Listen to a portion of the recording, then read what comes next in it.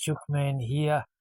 Uh, as you all know, I like to tell some good stories, I like to tell some sad stories, and I like to tell some serious, sad, and good stories. Only because of the life I've led. I've led a colourful life, living on the streets many years ago. I've experienced a lot of bad things, good things, sad things, you name it.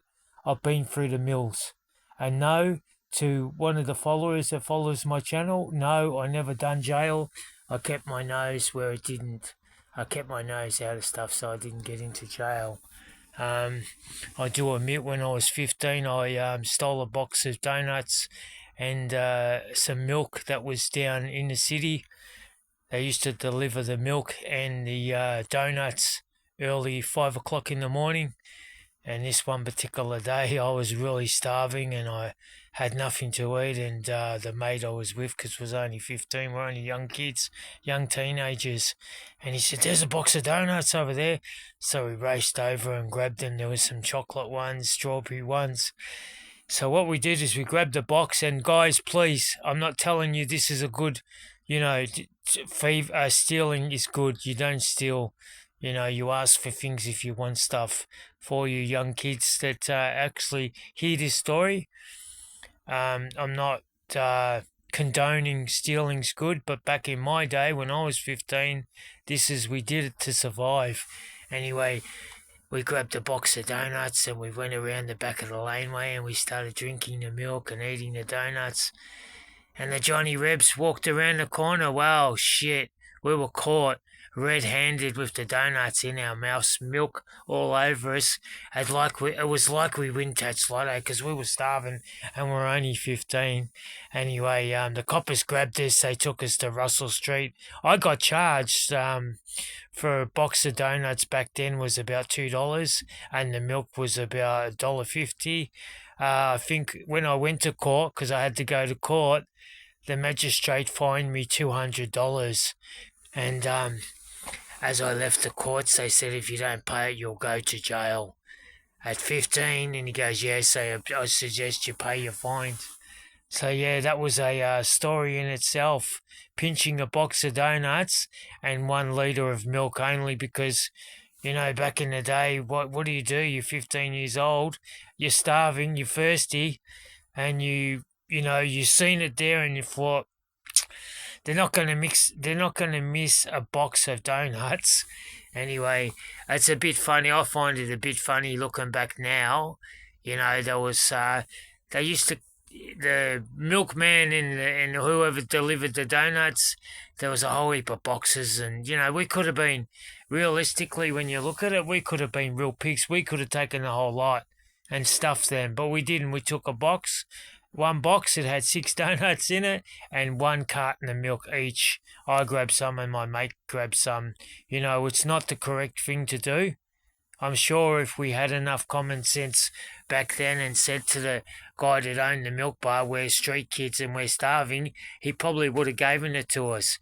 But back then we were very immature and we didn't know, that if we had have probably gone into the milk bar and asked him, he probably would have gave us the couple of donuts and some milk and sent us on our way. So that was an interesting story in the city back in 1970. Anyway, that's one good story. It's not, I'm not saying thieving is good, but when you're starving and you're young and you've got nothing to eat, that's what happens. But anyway, I paid the ultimate price of $50. A $2 box of donuts cost me $100 in fines. So that's one good story in itself, And another one is I go and see my mate, and my mate's going, "Come in, how you going?" We're sitting there having his coffee and whatever, chat. And his son's about 10 years old, and he's going, "Dad, I need new runners." And I'm listening. And he goes, "Oh, come on, Dad, I go to school and everyone's got Reeboks and Nikes. Why can't you give me this? I don't want to wear these shit runners. These are, just cheap and nasty. All the kids tease me and And he's saying, oh, well, when you know, because times are tough now, you know. Anyway, I was shaking my head. I said, you know, when I was your age, I would never dare ask for anything better. I appreciated what I had because it is what it is back then, you know. And he just shook his head, and so he went to the kitchen to get a drink. And I said to my mate, I can teach him. Do you want me to teach him? He goes, no, don't be rough. No, I'm not going to be rough. I'm not going to touch him. You watch this. Anyway, the kid comes back. His son, I should say. Sounds better. His son comes back because his son's a handful. He's swearing and carrying on, you know. I shudder when I see young kids using the F-bomb and the S-bomb and all of it swears, you know, just because they want to get their own way. So I said to him, give us your runners for a minute. He goes, oh, what for? I said, take them off. I want to see what size they are. So he took them off. I said, hand them to me. And he goes, what, both of them? I said, yeah, both of them. Anyway, he gives me the runners. I get up and I go over there. I stash them somewhere and I come back. And, me mate's son's going to him, Dad, tell Chookman to give me my runners back. And he's going, use your manners. Ask him nicely and he might give them back to you. Anyway, he goes, Chookman, can I have my runners? Yeah, in a minute, just wait. And he goes, oh, come on, Chookman. I want them, I've got to go out. I said, yeah, well, you can always go out in your socks. And he goes, don't be a smart ass. Anyway, he's waited and I said, waited 10 minutes, waited 20 minutes, waited half an hour. He goes, Dad, Chookman won't give me the runners. I said, yes, I will. It's been half an hour.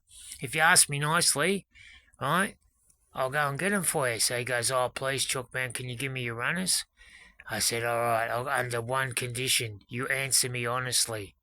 What's better, no runners at all or some runners? And he goes, oh, some runners. I go, right, take your runners and be grateful that you've got runners, because a lot of kids don't even have runners. So he picked his runners, put his runners on, went outside.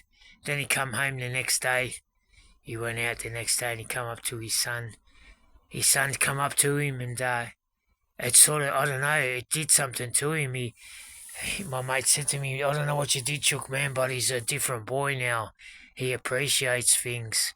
And I've shown him the blogs that how you've suffered and had nothing.